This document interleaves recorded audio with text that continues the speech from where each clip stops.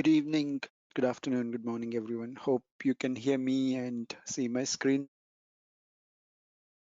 All right, thanks.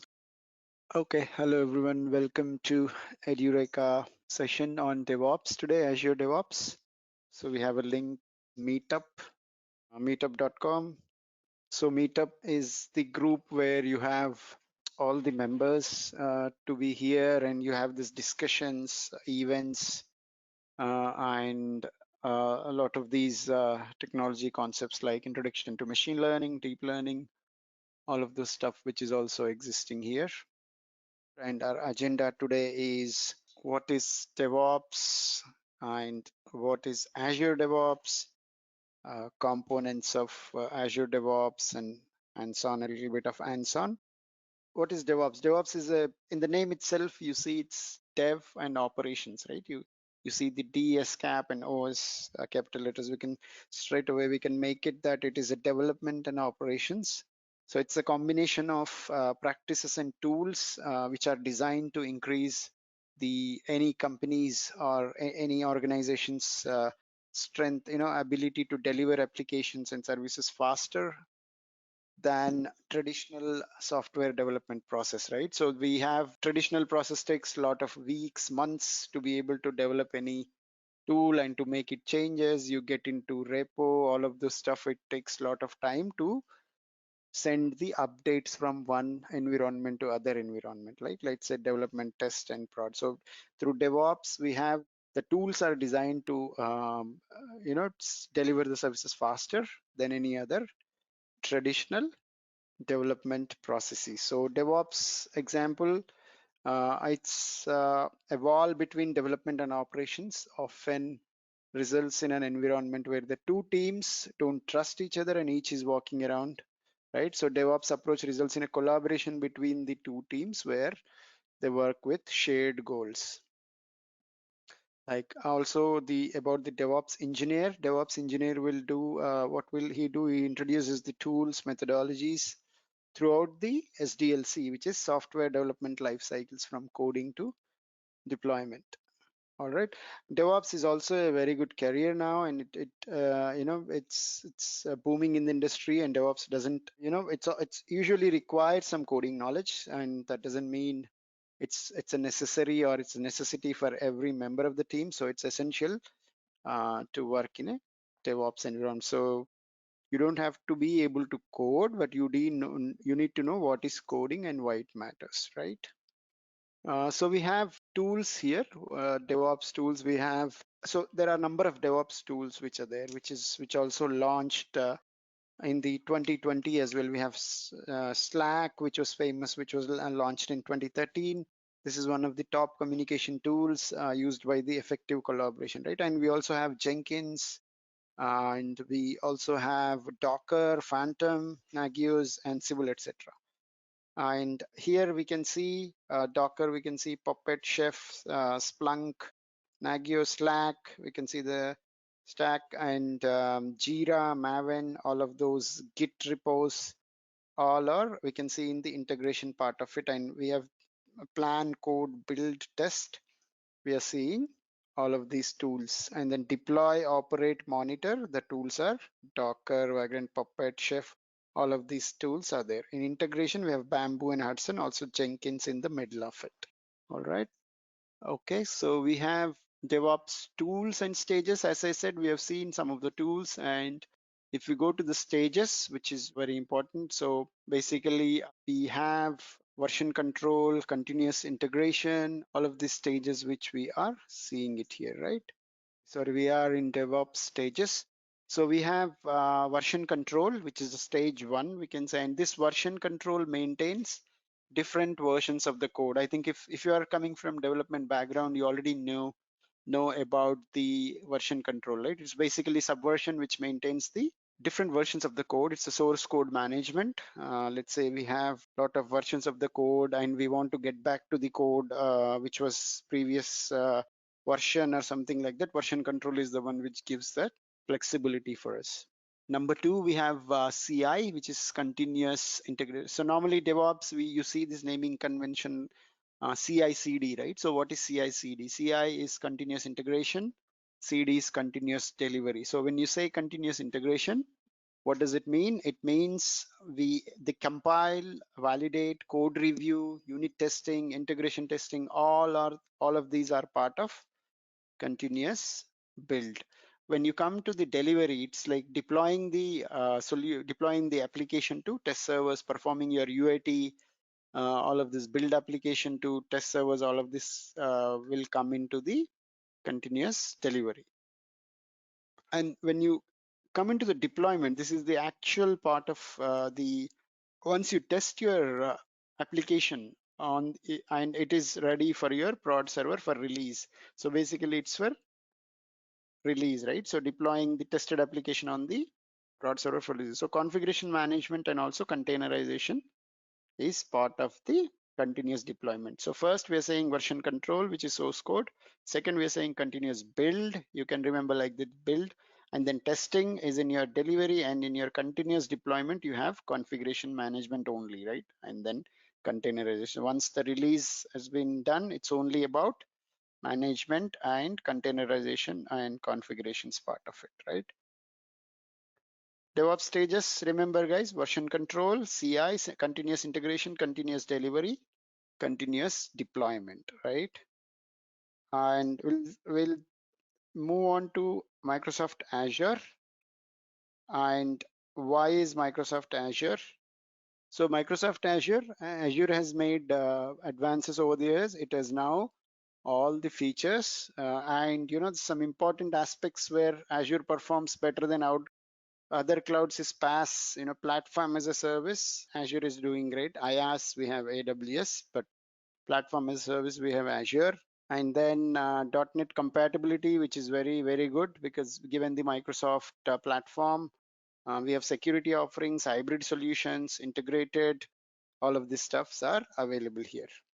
Okay, so let me quickly move back to the portal. So we have a little different definition here.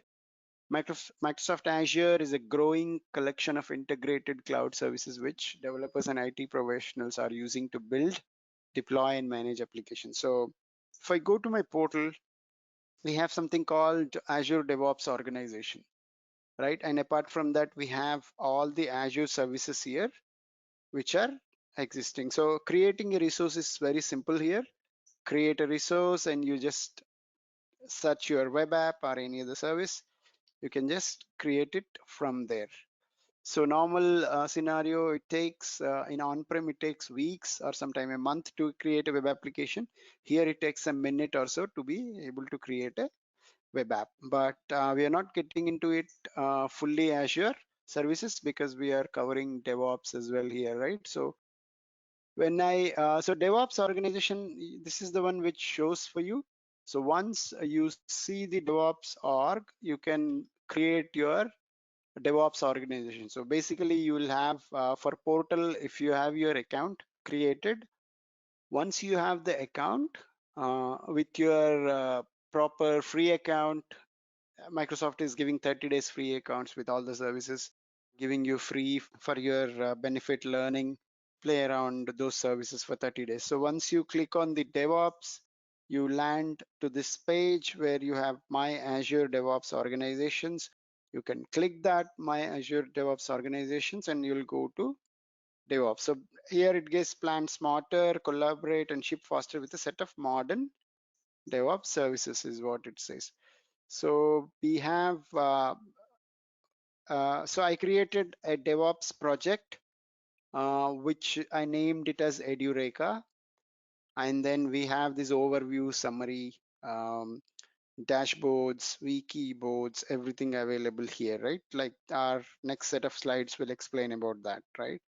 We have these features. What are the features? We have key features which are listed here. On demand provisioning, that means any service which we are wanted to do, it can be provisioned on demand within very short time, right? And we can scale out and scale down depending on the need, and we can pay only what we are using it or consuming it, right? And when you talk about PaaS services, we only focus only on our PaaS service, not about hardware and all other application server or web server. And we can utilize the skills and knowledge of the resources, right? So let's take an example of DevOps also we created. If we take an example of any other, let's take a web app example. Just now we were trying to create a web app. So it's just the on-demand service which will be created. So web app is a PaaS service, platform as a service. If we want to build a web application, we can just create it in a minute or few minutes in Azure. You can just try and create a test web app here. So this is your Azure portal. If you are interested to pursue more on Azure, you can go ahead and create your account on portal.azure.com. Okay, we have resource groups which are already available. If not, you can create a new one. You can name it as test resource group.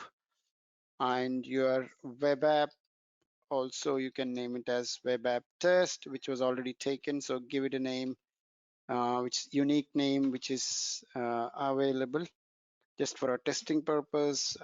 It's taking web app edu 987, which is also, oh, I think we have an invalid character here. Let's see, what is that, which is it not taken? The name must be at least 2 characters. Okay, web app. We've created a resource group which is there, and I'm not sure why is it invalid character. 1 second. Okay, underscore is fine. Yeah, we have given some random name, that's okay, because we have similar names which are already been taken, and we don't have the space acceptance, but we have web app 1 which is taken, right?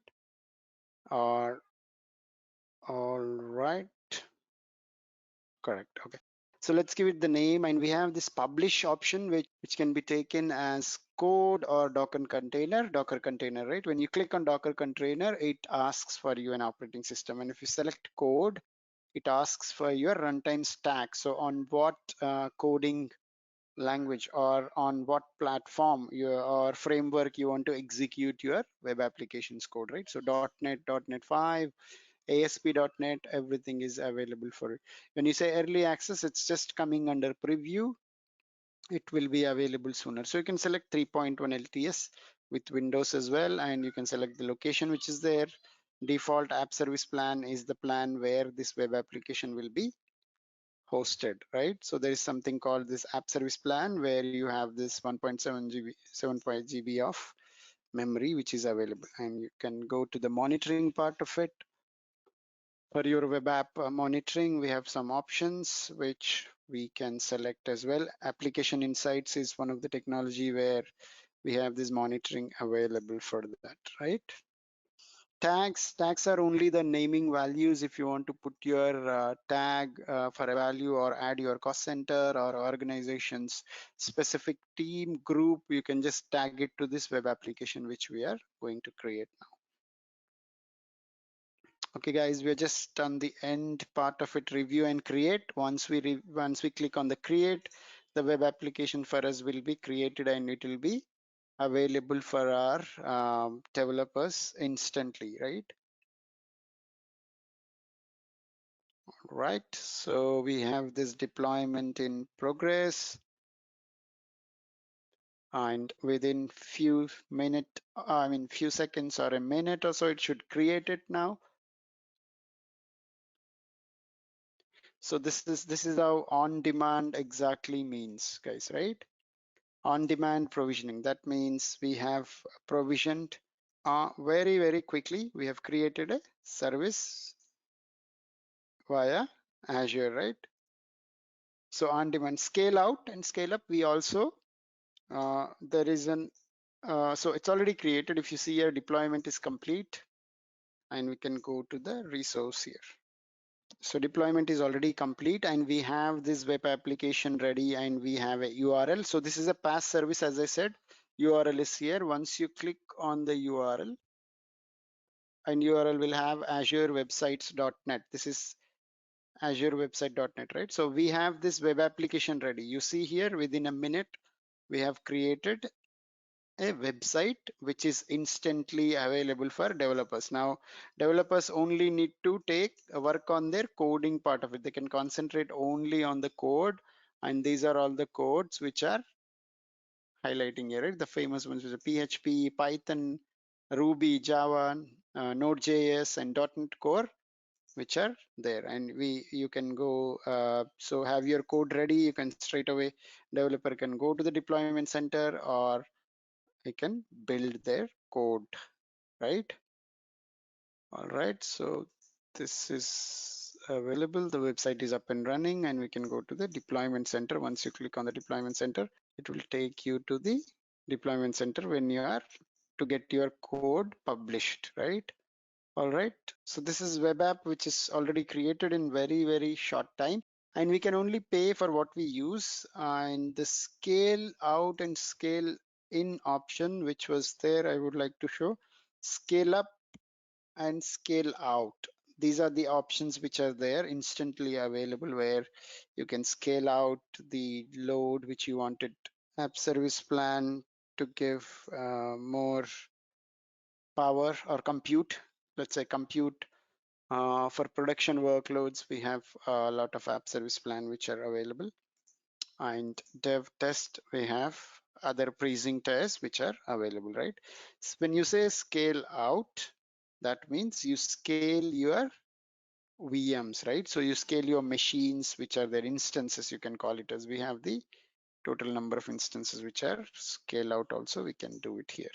That's what it means, pay only, and we developers can focus only on those processes, right? And don't need to worry about the hardware part of it, server part of it, right? Domains, let's speak about domains here. So we have different domains. Compute, we talked a little bit about it. Compute, what was I said about the app service plan which was available, right? So we are also looking at in scale up. App service plan is your exact infra which is available, right? Storage, we have storage, something called storage account in Azure. Database, we have Azure databases for SQL, Cosmos DB, so which are available. Migration, we can do network content delivery. Also, we have available management tools. Security, identity, compliance, like Azure AD. Security tools, we have messaging. Service bus is one example for messaging, which is also there in Azure. So if you see here, we have storage account. The storage account is nothing but your storage, and SQL database. We have similarly, we have Cosmos DB as well. Okay, components of DevOps. Let's see the components of DevOps and what we have. Azure Boards, Azure Repos, right? And Azure Pipelines, artifacts, and test plans also are available. Right, so they need to remember, once you go to your portal and if you open the portal here, let me show you, you can see the same things which are there here, right? So Azure Boards, you see it here. These are a work tracking system with Kanban boards, dashboards, or any other reporting kind of activity which you can perform on the boards. We have work items, backlog, sprints, all of these are available in the boards. Repos is a famous one. As you know, we have this cloud hosted private Git repository service. This is, the repo is a repository, Git repository service which is given in Azure. And we have test plans also, solution for test and capturing data about defects and all of those stuff, right? Pipelines is a famous one. You want to do everything via pipeline, you get your code ready and you can do it via pipelines which are available as well. So it's like it's the pipeline is, you know, again, you know, a great example for the CI/CD testing, deployment, and then that can connect to any other Git repository, right? And we have artifacts. Artifacts is for it's a hosting facility for like example NuGet packages or a Maven or npm kind of stuff which are there, right? Okay, Azure artifacts. Yeah, I think we have seen the artifacts, right? All right, so let's get back to the next one, which is Azure Boards. And we see what Azure Boards is about. It's Azure Boards is a service for managing the work for your software projects, right? Azure Boards does just bring the rich set of capabilities, including native support for Scrum, Kanban, customizable dashboards, and integrated reporting. The 5 core features also has been given here, which you can see like Azure Boards. What we have um, work items, boards, backlogs, sprints, also the dashboards which are available. Okay, work items, we have, it's the artifact used to track any work on the Azure board. Each work item uses a state model to track and communicate the progress. And each of the project, like for example, I have a project here, which is, I named it as Edureka, but and this one will also come as pre-configured, will comes with a pre-configured Kanban board for managing the flow of boards are also highly customizable, right? Allowing you to add the columns, and once you create your DevOps project, you can create your Kanban boards, work items, all the boards by navigating into your Azure DevOps organizations. And you have project settings here. Once you click on the project settings, you will also see the permissions related settings, teams, notifications, project configuration, GitHub connections, all of those pipeline related settings also available here, like agent pools, parallel jobs, all of those stuff. Okay, and we have org settings. So here we have project settings, right? So we have organization settings as well, which you can see by clicking it here, and all your DevOps projects will appear here, right?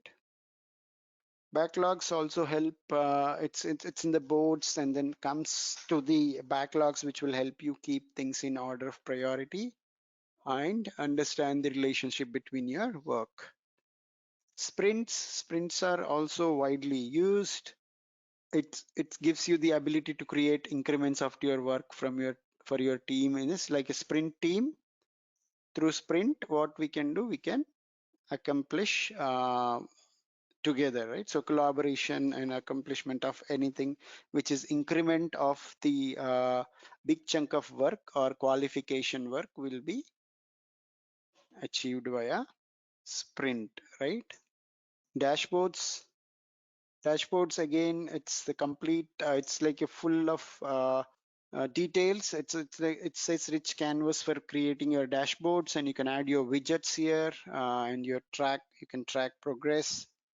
So boards, as I said, it's like dashboard, and you can add widgets. Repo is one of the important aspect of the DevOps, right? It's a Git service which has unlimited private repositories with all your code review tools, code reviews, advanced file management, searching code, policies of the branch, which will ensure you high quality code. Artifacts again, as you manages the dependencies in your code base, right? When you have the code base in your, it's also the code base provides you easy tools for your immutability and performance of the components. So when you click here, we have boards, repos, right? Which are everything is available here. Pipeline, test plan, artifacts. So artifacts, we have seen it in the portal. Click on it. If you have the code bases which are there, you can see your dependencies there, and it provides the easy way of management through artifacts. So we can also connect to the feed or create a feed in artifacts, right? Thanks everyone.